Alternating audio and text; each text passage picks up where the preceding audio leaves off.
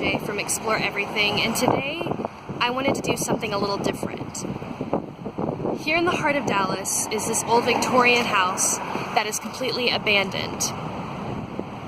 Now, I couldn't find a whole lot of info on the exact date of the house, the year it was built, or who built the house, or who first owned it, but it was built back in the 1880s during Dallas's early developing years.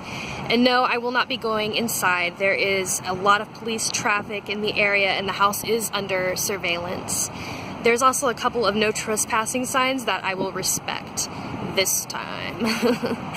The home was purchased in 1938 by Drexel Estep and her husband Ted, who left to fight the war shortly after they purchased the home. War in December of 1945 and was reunited with Drexel and their beloved home. However, Dallas would be expanding over the next several decades. Dozens of streets were being divided, and a new highway that was built in the 60s would be overthrowing much of this neighborhood, and the beautiful place that Drexel and Ted called home wouldn't be an exception. The street name changed from Browder to Griffin, but Drexel continued to place a sign out front with the home's original address.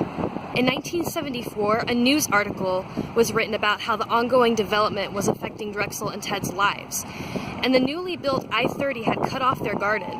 As you can see, there is virtually no backyard. A year after the article was written, Ted passed away.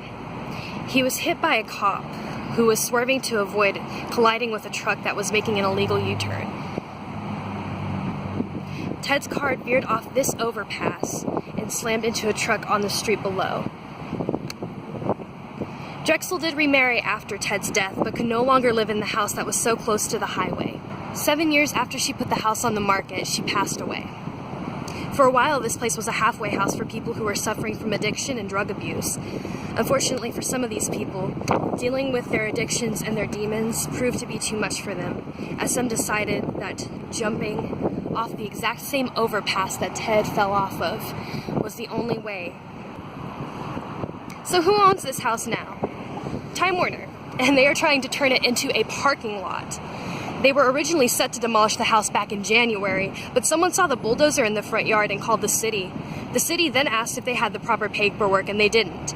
So demolition was stopped for the time being, but no one knows when they will finally destroy the house. If Time Warner put the house back on the market and someone bought it and was able to restore it to its former glory. I know I would buy it if I had the money and the time and resources. I don't care too much for the lack of backyard, but I think the skyline in the background is pretty cool.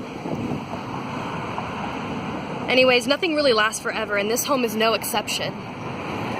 It will most likely be, I'm gonna die. Just got chased off of the property with some guy in a sledgehammer. Thankfully that guy is walking away right now. But yeah, he chased me off the property with a sledgehammer, and I'm not even making that up right now. But anyways, I would buy this house. I would probably vacate all the people that are currently living in it with sledgehammers and God knows what else, and just go rehab addict all over the place. But that's pretty much all I have to say about this house. It would be really cool if it could be restored to its former glory, but I'm not really going to hold my breath for it.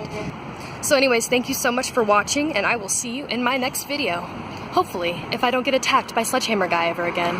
That would be wonderful. I'm gonna go back to my car now, before I die.